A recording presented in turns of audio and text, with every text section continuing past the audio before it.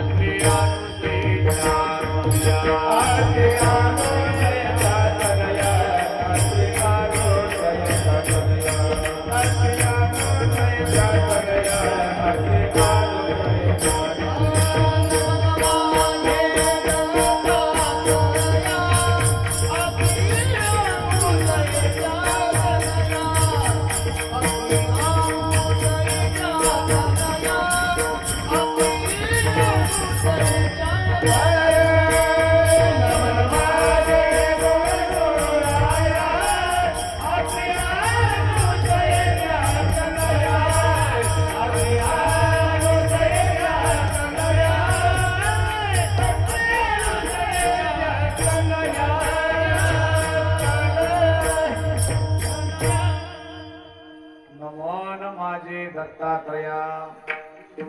अत्रे अनुसे चेतनया, तुझे नामी लागू गोडी गुण गायेन आवडी। ब्रह्मानंदं परम सुखदं केवल ज्ञान मूर्तिं, द्वंद्वातीतं गगन सदृशं तत्त्वमस्यादिलक्ष्यम्।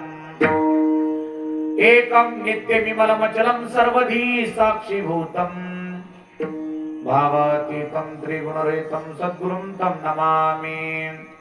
अखण्डमण्डलाकारं येन व्याप्तं चराचरं, तत्पदं दर्शितं येन तस्मै श्रीगुरुवे नमामि।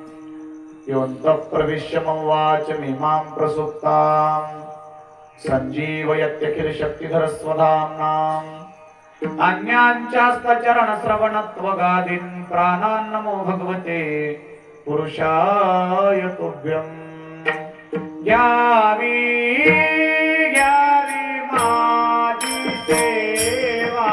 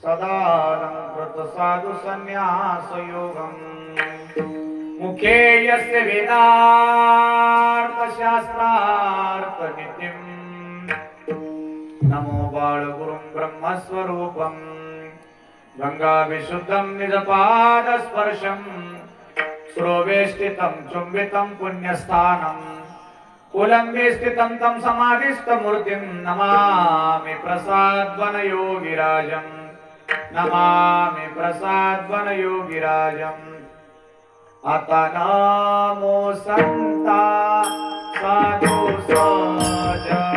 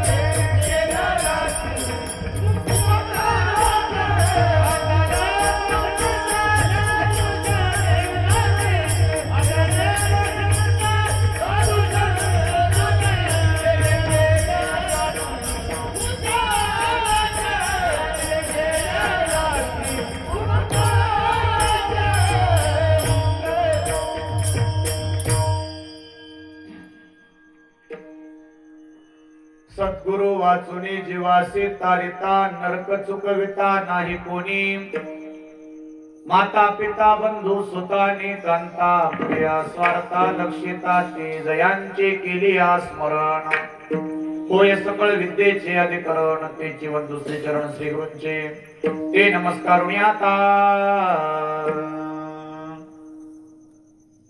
अनंत कृपा सिंधू अनंत कोटी ब्रह्मांड नायक निरालंब सृष्टीचे रहिवासी योगी यांची माऊली साधकांचे मायबाप चिंतकाचा चिंतामणी सज्जनवण चंदन भगवान दत्तप्रभूच्या चरणारविंदी समर्पित करण्याकरिता निवडलेला घेतलेला गायलेला अभंग आनंद संप्रदायाचे सर्वोच्च कोटीचे महान साधू संत सम्राट अन्नदाते श्री वाळगिरी स्वामी महाराज यांचे पटशिष्य बापूजी पाटील बोळशेकरांचा आपल्या सद्गुरु विषयी अनन्यता सद्गुरु शिवाय आलेला प्रपंचाचा भाग सर्व नाशक आहे बाधक आहे एकमेव सद्गुरु आपल्या जीवाचा उद्धार करणारा तारक असा आहे आणि त्या सद्गुरूला शरण गेल्यानंतर आपल्या जीवनाची आत्मिक प्रगती होते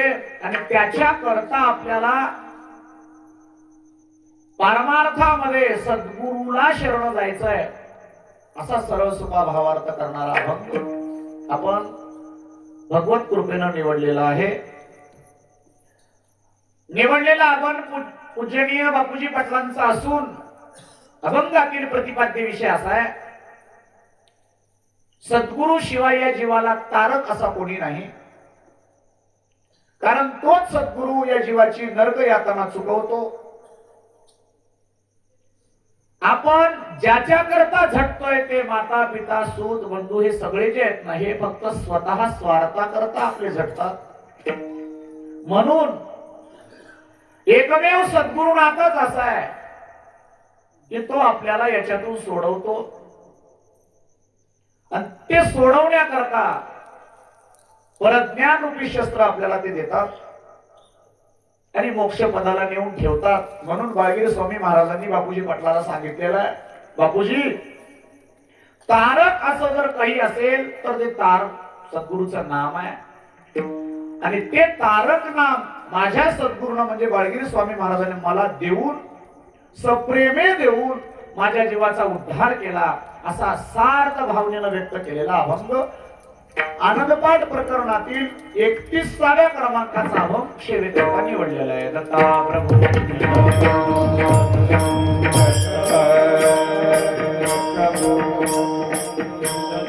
टाळी वाजवत चला चला.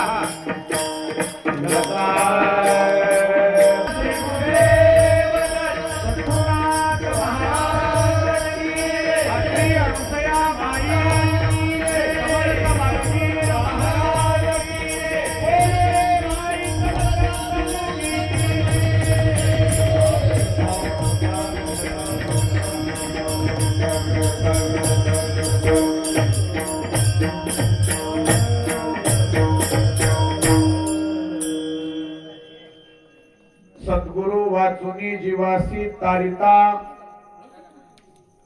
सद्गुरु वाचुनी जीवासी तारिता, नरक चुकविता नाही कोणी.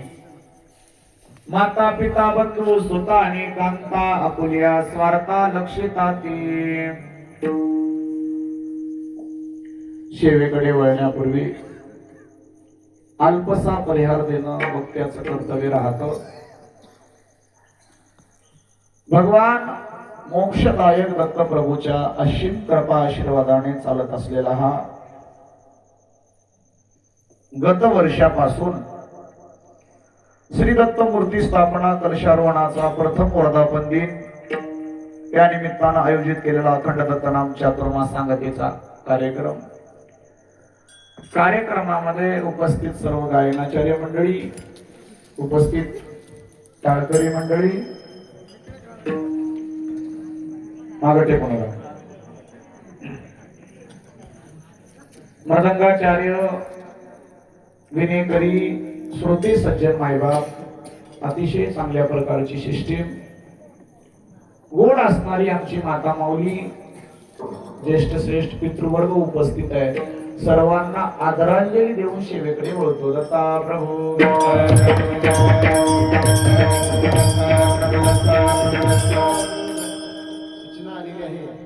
मंदिराच्या उजव्या बाजूला जी महिला मंडळी बसलेली आहेत, कृपया आपण समोर येऊन या ठिकाणी समोर बसायचं.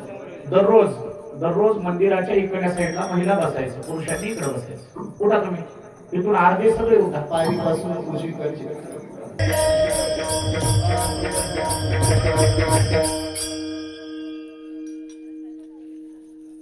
चालत असलेला गोड असणारा हा कार्यक्रम भगवंताचं मूर्ती स्वरूपानं गत वर्षाचं प्रागट्य त्या नियोजनाकरिता गोड असणार हे कार्यक्रम तुम्ही नियोजित केला. धन्यवाद देतो नियोजन करणाऱ्याला. ते याच्याकरता कार्यक्रमाची नियोजन करण्याची जी जिम्मेदारी राहते ना, सर्व गावाला एका मंडपाखाली आणून बसवणं वाटते तितकं सोपं नाही. काय तग काढावी लागते, काय तळमळ करावं लागतं, किती आर्थिक नियोजन जोडावं लागतं, किती माणसांना बार बार त्यांच्या मागे लागावं लागतं. त्यांची आम्हाला थोडीफार जाणीव आहे म्हणून लक्षात येतं. तरी चांगलं आहे. कार्यक्रमाकरता तुमचं गाव नवीन जरी असलं तरी चांगल्या प्रकारची उमेद दिसतीये. तुमच्यावर भगवंताची कृपा अशीच अखंड राहो आणि तुमच्याकडून धर्माकरता, देशाकरता, भगवंताकरता सेवा करण्याची सद्बुद्धी तुमच्या अंतःकरणात निर्माण हो, हेच आपल्या कार्यक्रमाचं फलित असणार आहे. आणि त्याच्याकरता आपल्याला सेवा भावाने इथं राबावं लागणार आहे. तुम्ही जर सेवा कराल तर नक्की तुमच्या जीवनामध्ये फलाची, उत्तम फलाची आणि मरणोत्तर मोक्षाची प्राप्ती होण्याची शक्यता आहे. त्याकरता एक सेवा हा दारवंता, सेवा करावी लागते.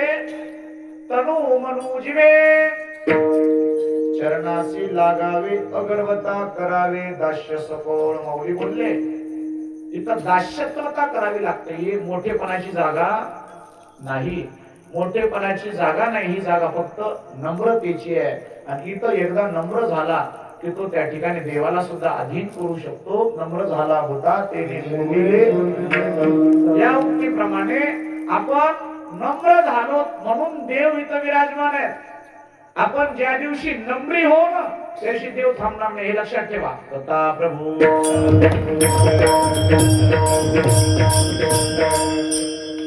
सज्जन आहो, माय बाप आहो. कार्यक्रम दुसरा आहे आणि माझं कीर्तनही दुसरं आहे, पण येणं तिसऱ्यांदा आहे. गत वर्षी कीर्तनाला आलो, त्यानंतर तुमच्या जावयाच्या लग्नाला आलो आणि आता पुन्हा कीर्तनाला आलो. असो,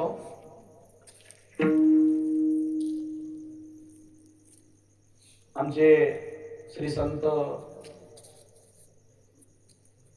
आखाड्याचे सन्मानित महंत श्री समगिरीजी महाराज यांच्या अट्टहासातून एक नवीन रोपट तुमच्या या मोरिकळीमध्ये लागतंय आणि त्या रोपट्याचा वाढ होत होत होत या रोपट्याला नवीन स्वरूप प्राप्त व्हावं, याला कल्पवृक्ष प्राप्त व्हावी आणि या वृक्षाच्या खाली येणाऱ्या सर्व सद्भक्तांच्या जीवनामध्ये उत्तम सुखाची प्राप्ती व्हावी, हा अट्टहास मनात धरून महाराजांनी हा कार्यक्रम या ठिकाणी नियोजित केलेला आहे. खरोखर मी धन्यवाद देतो महाराजांना. हजारो गावामध्ये स्वतः जाऊन तिथं झटून कार्यक्रम करणारा आत्ताच्या टाइमातला एकमेव महात्मा म्हणजे समगिरी महाराज. नावात जसं सम आहे ना, वागण्यातही तितकंच सम आहे, म्हणून कोटी कोटी धन्यवाद आहेत त्यांना.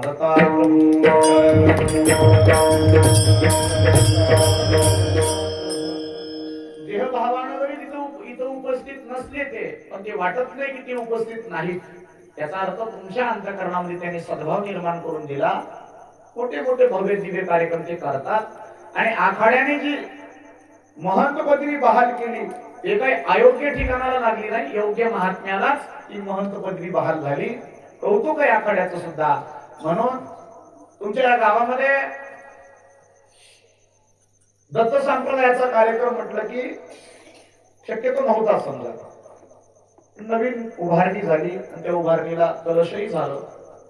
भगवत मूर्ती, अतिशय देखणी मूर्ती सुद्धा समक्ष आहे. आनंद वाटतोय. माझ्या मनाला वाटलं की तुम्हाला जे आश्रयदाता भेटला त्या आश्रयदातामुळं तुमच्या जीवनामध्ये आध्यात्मिक उन्नती व्हायला लागली. याकरता आपल्याला काय आध्यात्मिक सानिध्य कसं करता येईल, अध्यात्मात अधिकाधिक आपल्याला अजून काय साधना वाढवता येईल, त्या संदर्भानं चर्चा करण्याकरता हा अभंग निवडलेला आहे. अभंग एका महान सत्पुरुषाचा आहे. रिटर्न पडू नये, रिटर्न कमी करा, इको थोडासा. आणि दोन संतांमध्ये झालेली समर्पक चर्चा जगाच्या कल्याणाची असते. हा एक सिद्धांत लक्षात ठेवा. चांगल्या माणसात होणारी चर्चा नुसती त्यांच्या पुरतीच नसून ती जगाच्या कामाला येणारी असते. चांगल्या माणसाची म्हणतोय मी. वाईट माणसाच्या परस्पर दोघात झालेली चर्चा जगाच्या कामाला येणं दूरची गोष्ट, त्यांच्याच कामाची नसते. पण दोन संतांमध्ये, दोन भक्तांमध्ये, दोन शहाण्या माणसामध्ये झालेला विषय हा अतिशय महत्वाचा असतो. म्हणून संतांच्या मुखातून निघालेली वाणी ही अभंग म्हणून गायली जाते.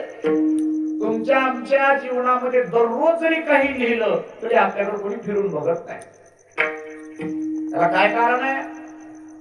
आचरणात असलेली सत्यता, वागण्यात असलेलं तोप आणि साम्यता, समर्पक भाव, तो जगाला अतिशय भावतो. म्हणून संतांच्या समोर लोक वागतात. एक जगाचं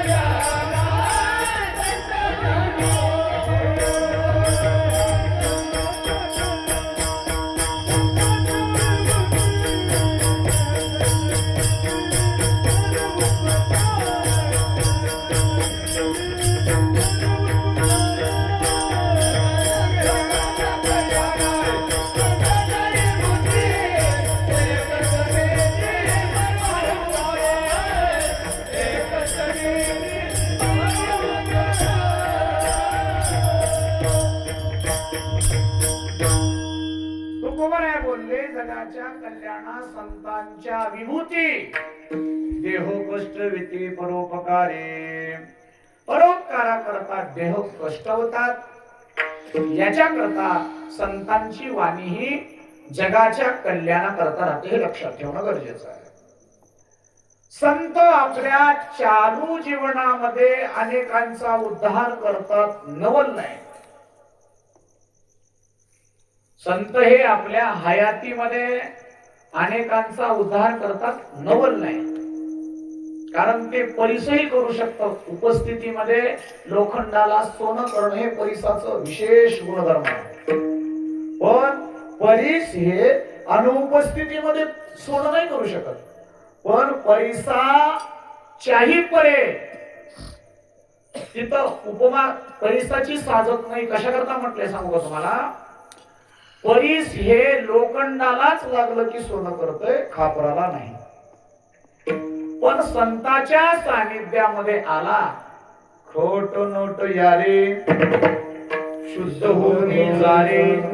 खोट नोट कसाही या कशाही परीचा आला तरी त्याला शुद्ध करायचं काम संत करतात. आणि संत जे